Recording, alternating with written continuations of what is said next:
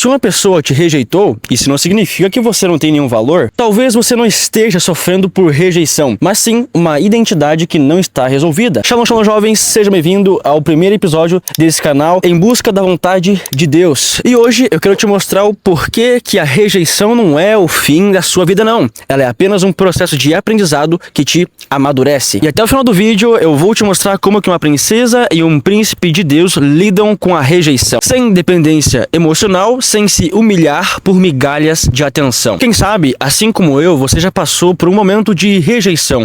Claro, eu me refiro aqui à questão da área dos relacionamentos. Às vezes você se pergunta por que eu estou mendigando atenção por essa garota, por que é tão dolorido os meus relacionamentos, talvez seja você homem ou mulher. Em meados de 2022, eu conheci uma garota e nesses momentos ali, digamos que eu falava bem assim pra ela: moça, eu não quero nada sério com você, eu quero apenas ficar, essas coisinhas de jovens por aí. Só que enganoso é o coração do homem, sabe por quê? Porque a minha boca falava uma coisa, mas os meus comportamentos demonstravam outro. Ou seja, eu falava pra ela que não queria nada, mas ao mesmo tempo meu coração queria algo mais sério. Isso acontece devido à azaração emocional, aquele negócio de ficar, aquele envolvimento físico com a química juntamente. Isso acaba gerando uma reação aonde você acaba ficando dependente da pessoa se o seu emocional for fraco, se você tem feridas abertas. E assim aconteceu. Dizia pra ela uma coisa, mas os meus comportamentos demonstravam outra. Até que ela acabou se afastando por dó, porque ela percebeu que se ela alimentasse essa falsa esperança em mim, certamente ela iria me magoar mais, mesmo a culpa sendo minha. E aí aconteceu, fiquei com um buraco no peito, cara. De verdade, que sensação mais difícil. Alguns estudiosos dizem que a dor da rejeição, ela é semelhante quando você coloca uma panela fervente nas mãos, com água, enfim, e a mesma dor que você sente com a panela nas mãos é semelhantemente a dor que nós sentimos no cérebro pela dor da rejeição. Isso, cara, é muito ruim. Fiquei mais ou menos 2 semanas com essa dor no peito. Eu lembro que quando eu tinha um problema que acontecia comigo, ou alguma coisa que eu queria muito, eu tinha a habilidade do quê? De pesquisar informações a respeito do assunto, como resolver isso, como resolver aquilo. Mas aonde que você pesquisava? Eu pesquisava na própria plataforma do YouTube, encontrando pessoas que pudessem me ajudar, encontrei pessoas bastante influentes, comprei cursos e assim por diante, reuni informações e aí eu consegui, com o tempo, acabar me livrando da questão da carência emocional e da rejeição. Agora, deixe-me dizer, a rejeição não machuca porque alguém lhe disse não. Ela machuca porque toca em feridas que estão abertas e não foram curadas. E o pior, se você não procurar resolver isso o quanto antes, você vai acabar repetindo esse mesmo padrão de comportamento em outros relacionamentos. Funciona assim. Imagine um vendedor que está vendendo de porta em porta talvez uma trufa para pagar as contas de casa ou até mesmo fazer uma renda extra. E ele começa a oferecer de pessoa a pessoa, empresa por empresa, né, dizendo que o produto é bom comer uma trufa, é bom docinho e tudo mais. Mas vai ter momentos em que ele vai chegar em pessoas ali aonde não vão querer a trufa dele. Ele vai oferecer e as pessoas vão dizer não. Ou seja, o produto que ele estava promovendo foi rejeitado. Aí eu te pergunto, por que essas pessoas rejeitaram um produto sendo que o vendedor dizia que era bom? Sendo que, afinal de contas, a pessoa que está recebendo a proposta nunca experimentou a trufa em algum momento antes, ela nunca experimentou esse doce antes. Como é que ela já pode tirar uma conclusão sem antes mesmo de experimentar? Aí você pode até imaginar, bom, às vezes é porque ela não come doce, às vezes é porque ela não quer, às vezes ela tem diabetes, existe N motivos. Mas a lição que eu quero que você aprenda aqui é o seguinte: a culpa não é da trufa, não é do doce, não é do vendedor se a outra pessoa não aceitou a proposta. E nesses momentos, o que o vendedor faz? Ele vai procurar uma outra pessoa que queira comprar a sua trufa. Ou seja, ele vai de não em não até que alguém diga um sim. O que eu quero que você entenda aqui: o vendedor não vai desistir no primeiro não.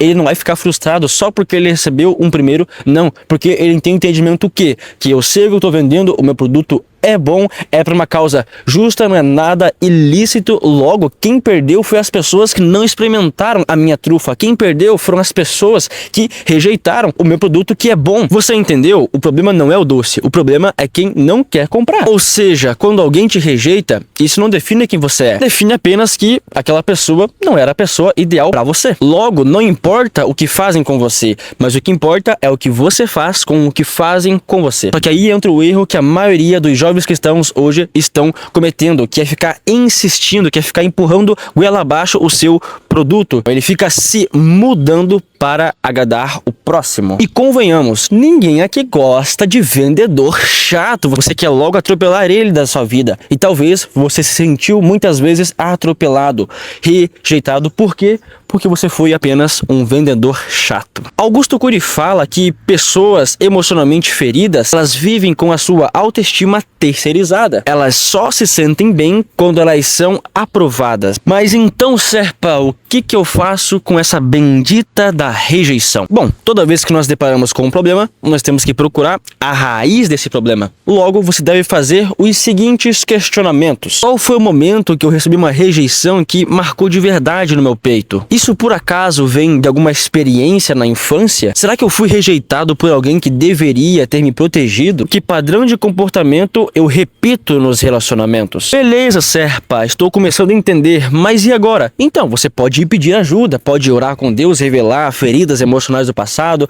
você pode conversar com um líder espiritual seu pai ou sua mãe, ou até mesmo, claro, ir um psicólogo para que ele venha te orientar da onde que vem essas mágoas e, claro, te conduzir a uma possível solução. Entenda, isso não é falta de fé, é uma responsabilidade emocional. Uma vez que você já buscou a solução, agora é hora de você ativar a sua identidade. Você a vida toda aprendeu a maneira errada de agir nos relacionamentos. Está na hora de saber qual que é a maneira certa de agir nos relacionamentos. Eu vou te dar um exemplo aqui do reino celestial. Imagina o seguinte, Jesus, ele é rei dos reis, senhor dos senhores.